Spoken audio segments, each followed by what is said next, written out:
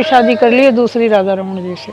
राधा रमन लाल में तो थासे प्रीत लगाई, संसारिक कीचड़ से निकाल करके खींच लिया, पता नहीं किस बात पे रीझ गए, उसके बाद जाने ही नहीं दिया और संसार से एकदम मोह ही हटा दिया उन्होंने। नहीं, मेरे हस्बैंड वैसे तो धाम पधार गए, मेरे हस्बैंड अब राधा रमन ही हैं। तो एक बार स्वप्न में उन्होंने ऐसे कहा कि मेरे को मुंह से तो पति कहती है लेकिन भेष तो अपने उस पति का बना रखा है। होने के लिए पूरा श्रृंगार सौभाग्यवती का जो है राधा रमन को ही पति भाव से। राधे राधे, मैं हूँ सौरभ। एक राधा और एक मीरा, दोनों श्याम की दीवानी, एक प्रेम दीवानी और दूसरी दरस दीवानी। अंतर क्या दोनों की चाहत में। इसी भाव के साथ एक माता जी वृंदावन में निवास कर रही हैं। आइए आपको मिलवाते हैं, आखिर ऐसा भाव कैसे आया उनके अंदर और कब से इस भाव में वृंदावन वास कर रही हैं। आइए आपको मिलवाते हैं। राधे राधे। राधे राधे जी अम्मा जी, क्या नाम है आपका? मेरा ललिता देवी शर्मा। माता जी कहाँ की रहने वाली हैं और आप वृंदावन कैसे आ गई? मैं जयपुर की रहने वाली हूँ और यहाँ मेरे गुरुदेव हैं राधा रमन जी के गोस्वामी वासुदेव गोस्वामी। उनके पास आई थी, पहले बेंगलोर रही, बेंगलोर में लड़का रहता है, फिर उसके पास से वहाँ मन नहीं लगा मेरा, भाषा वगैरह नहीं समझती इसलिए तो यहाँ आई गुरुदेव के पास। यहाँ आई तो मिलनी थी पर राधा रमन ने ऐसी कृपा करी, फिर यहाँ ही रह गई। कितने वर्षों से आप यहाँ पर रह रही हैं? सन 12 में आई थी मैं, करीब 12 साल के आसपास हो गए, 11-12। 12 साल से आप वृंदावन में हैं? हाँ, अखंड यहाँ ही हूँ मैं। यहाँ से आने के बाद नहीं गई कहीं भी। जब से यहाँ आई हैं कहीं नहीं गई आप? नहीं, कहीं नहीं, बस जैसे 84 कोस की यात्रा करी उसके अंदर गई हूँ मेरे 84 कोस में, बाकी वैसे नहीं गई। ऐसा क्या हो गया जब आप एक बार वृंदावन आई फिर उसके बाद आपका जयपुर जाने का मन नहीं किया? राधा रमन की कोई अहेतु की कृपा हो गई, इन्होंने रोक लिया बस। क्या बात क्या हुआ था, क्या घटना हुई थी जो एकदम से आप रुकी गई? नहीं, घटना तो कुछ भी नहीं हुई। मन में पहले एक बार आ गया कि गोपाल तंत्र का पुरुष चरण करूं, तो उसमें साल भर रुक गई, फिर दोबारा करने की इच्छा हो गई, फिर ऐसे मतलब इस भजन के निमित्त में ही ठाकुर जी ने रोक के रखा। इनकी अहेतु की कोई कृपा हो गई। जब जीव पे कृपा होती है तो वो अपनी तरफ खींचते हैं, तो उन्होंने संसारिक कीचड़ से निकाल करके और खींच लिया, पता नहीं किस बात पे रीझ गए, उसके बाद जाने ही नहीं दिया और संसार से एकदम मोह ही हटा दिया उन्होंने। अब सब है लेकिन मेरा किसी में मोह नहीं है। आपकी फैमिली में कौन कौन है? 4 लड़की है, 1 लड़का है, उनके सबके एक लड़का 1 लड़की, बच्चे हैं। तो वो कहते नहीं है कि वृंदावन आप क्यों चली गई, यहीं रहना चाहिए आपको हमारे साथ? नहीं, शुरू में कहते थे कि भाई आओ आओ, फिर मैं नहीं गई। जब फिर मेरी लड़की की शादी हुई 2 की, उसमें सब ने मुझे बहुत कहा लेकिन मेरी इच्छा नहीं हुई, मैं नहीं गई। लड़के ने भी कहा, दामाद ने भी कहा। फिर जब उसकी में नहीं गई तब सब ने समझ लिया कि जब अपनी 2 की शादी में ही नहीं आई तो अब ये नहीं आएगी। उसके बाद कहना सब ने बंद कर दिया, जन्म मरण कुछ भी हो मैं नहीं जाती, बस मैं नहीं जाती। आपके हस्बैंड हैं यहाँ? नहीं, मेरे हस्बैंड वैसे तो धाम पधार गए, मेरे हस्बैंड अब राधा रमन ही हैं। तो कैसे भाव आ गया राधा रमन जी के लिए कि आपको पति रूप में मानने चाहिए वो? पता नहीं क्यों उनको उनके प्रति मन में भाव आ गया कि यही मेरे पति है, ये परम पति तो सबके यही हैं, तो उनके प्रति भाव आ गया। पहले मैं वाइट कपड़े पहनती थी, तो एक बार स्वप्न में उन्होंने ऐसे कहा कि मेरे को मुंह से तो पति कहती है लेकिन भेष तो अपने उस पति का बना रखा है। तो मैंने पूछा कि फिर आप कौन से पसंद करते हो? कि मैं तो पीले कपड़े पसंद करता हूँ। बस उसके बाद मैंने दूसरे दिन से ही पीले वस्त्र धारण करना शुरू कर दिया, तो जब से मैं पीले ही पहनती हूँ। जे मांग भी उन्हीं के लिए बढ़ती है राधा रमन जी के? हाँ, उन्हीं के लिए पूरा श्रृंगार सौभाग्यवती का जो है राधा रमन को ही पति भाव से है। हालांकि मुझे एक आध मिलने वालियों ने कहा भी कि कोई तुम्हें क्या कहेगा, ऐसे कोई तुम्हारा परिवार का देखेगा तो कोई हंसी करेगा। मैंने कहा दुनिया से मुझे क्या मतलब है, जब एक से नाता छोड़, दुनिया को तो मैं छोड़ गई, वो बातें बनाएंगे उससे मुझे कोई मतलब नहीं है, वो ज़्यादा से ज़्यादा बात नहीं करेंगे उससे मुझे कोई मतलब नहीं है।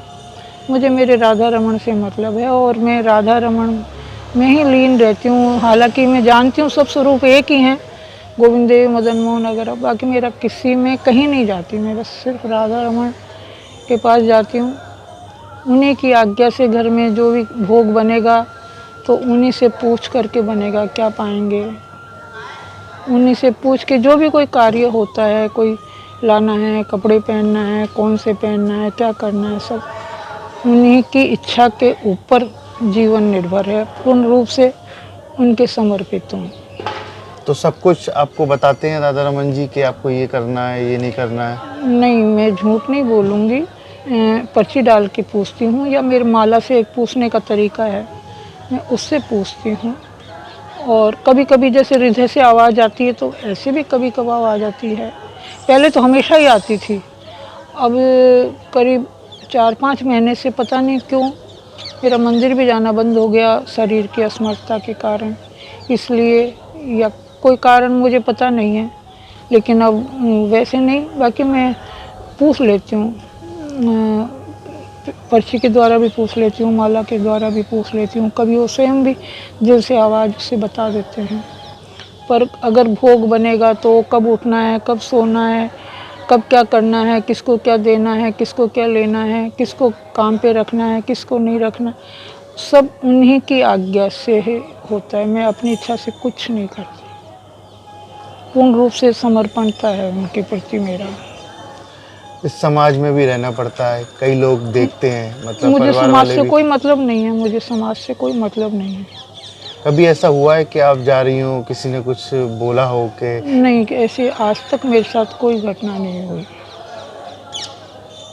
पति को गुजरे कितने वर्ष हो गए आपके? सन 88 में धाम पधार गए थे वो। और बच्चों को मैंने वैसे ही जब पीले वस्त्र धारण किए थे तो ऐसे ही फ़ोन पे बता दिया था। मैंने कहा देखो आजकल का ज़माना बदल गया है, पति मर जाता है दूसरी शादी कर लेती है औरतें, तो मैंने भी शादी कर ली है दूसरी राधा रमन जी से। तो बच्चे तो हंसने लग गए, सब भक्ति हैं, बच्चे भी सब भजन करते हैं, राधा रमन को मानते हैं सब। तो पूरी रीति रिवाज हुई थी या फिर ऐसे ही आपने मांग भरना शुरू कर दिया? नहीं, अपने मन से ही मैंने कर दिया।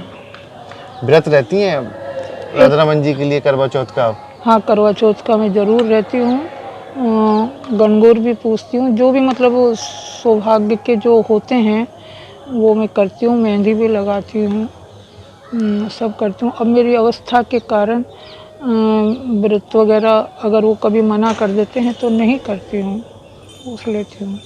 ऐसा कभी होता है कि जैसे पति पत्नी में झगड़ा होता है, कोई रूठता है, कोई मनाता है, ऐसा कभी आपके साथ हुआ है? हाँ, ये तो होता है। क्या हुआ है, कुछ साझा करना चाहेंगे आप? वैसे तो देखो अब ये गुप्त बातें हैं, अब इनको मैं कहना उचित नहीं समझूंगी, बाकी होता है, रूठते भी हैं, मनाना भी पड़ता है। और मनाने में यही है कि उनको रोना पसंद है, उनके आगे रो तो फिर वो मान जाती है। तो आप रो जाती हैं? कब ऐसा हुआ है जब आप बहुत ज़्यादा भावुक हुई हुई हो, ठाकुर जी के सामने आप रो रही हो? देखो अब ये तो ऐसी बात है कि बताने की नहीं, बाकी अक्सर मान लो दिन में 1 बार 2 बार तो हो ही जाता है। 24 घंटे अकेले रहती हूँ, बस खाली बाई सुबह काम के लिए आती है फिर चली जाती है, तो अकेले रहते हैं तो बस वो और हम। तो कभी जैसा भी भाव आता है, कभी पद सुनाने का भाव आता है तो पद सुना देते हैं, कभी रूठे से महसूस होते हैं तो मनाने के लिए रोने भी लग जाते हैं, कभी लड़ाई भी करने की मन हो जाता है तो कभी लड़ाई भी कर लेते हैं। सबसे ज़्यादा लड़ाई किस बात पे हुई है, कभी हुई है? नहीं, वैसे तो लड़ाई यही हो जाती है कि जब देखो आप मतलब हमसे तो ज़रा सी गलती हो जाए, जैसे 4 बजे उठने का उनको विशेष है कि 4 बजे बिस्तर छोड़ दो।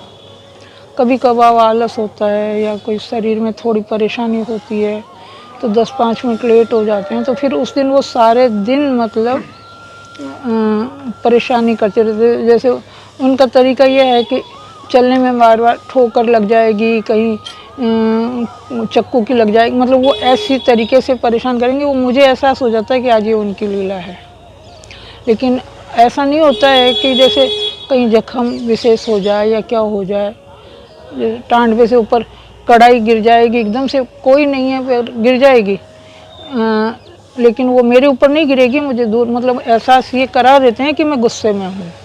अच्छा, तुमने ये नहीं करा, तो चलता है।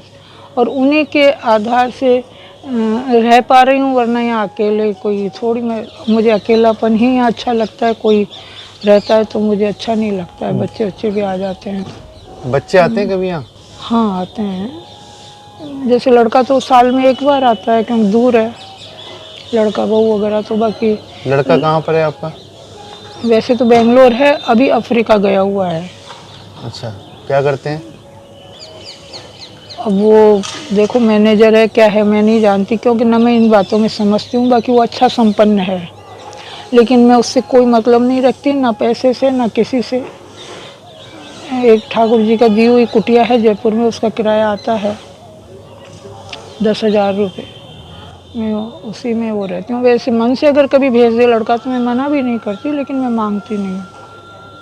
ऐसा कभी हुआ हो या होता है कि आप ठाकुर जी को कोई भजन उन्हें रिझाने के लिए, सबसे ज़्यादा प्रसन्न करने के लिए सुनाती हूँ? हाँ कौन सा सुनाती हैं, कुछ सुना सकती हैं आप?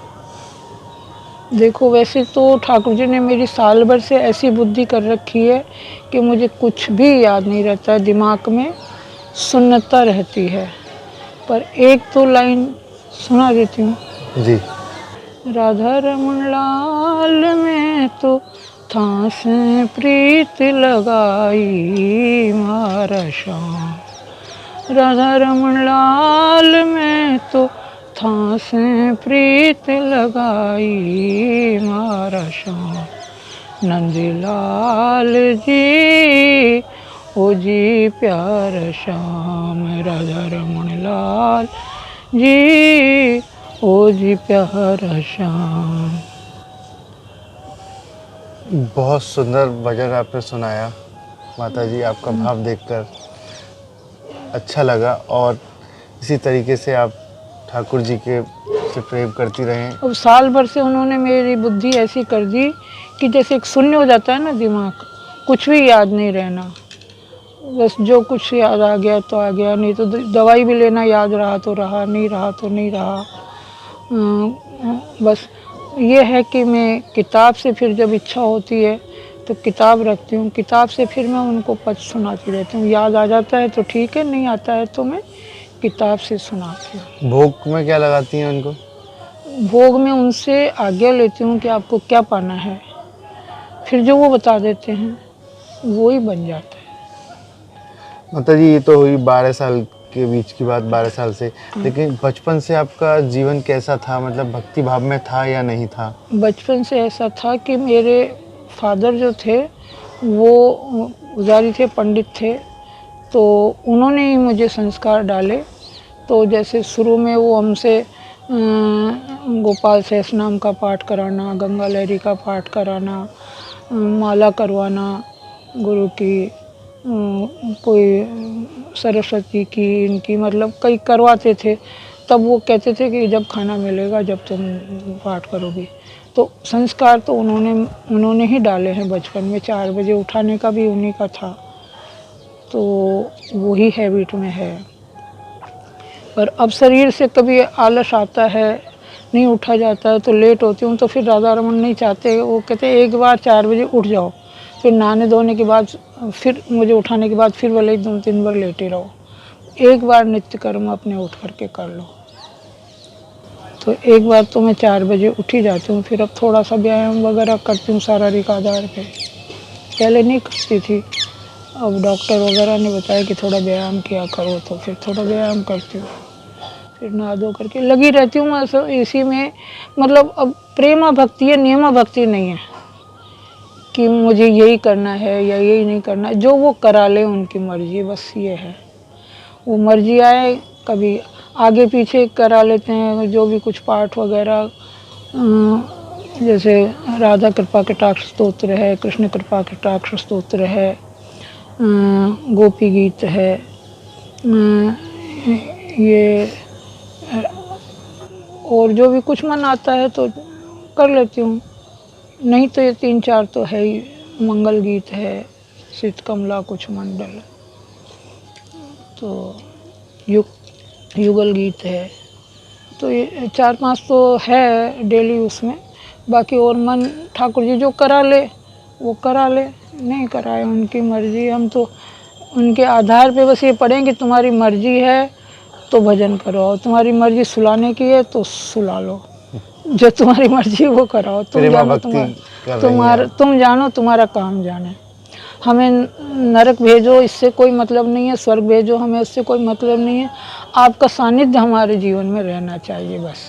राधे राधे। राधे राधे। देखिए अब तक हमारे साथ रही हैं अम्मा, जो प्रेमा भक्ति की कर रही हैं और ठाकुर जी को अपने पति के रूप में मानती हैं। माता जी ने जिस तरीके से बताया कि पति नहीं है इस दुनिया में, लेकिन ठाकुर जी के लिए मांग बढ़ती हैं, ठाकुर जी के लिए ही करवा चौथ का व्रत रखती हैं और ठाकुर जी के लिए ही पूरा श्रृंगार करती हैं। इनका कहना है कि इनको खुद नहीं पता पड़ा कि जीवन कैसे बदल गया। सिर्फ एक बार वृंदावन आई, राधा रमन जी के दर्शन किए, तब से खुद ही सुध बुध खो बैठी और उसके बाद प्रेमा भक्ति कर रही हैं और ठाकुर जी को अपना पति मानती हैं। जाके सर पर मोर मुकुट मेरा पति सोई, कि जिसके सर पर मोर मुकुट है मेरा पति वही है, उसी रूप में आज ठाकुर जी को मानती हैं। राधे राधे।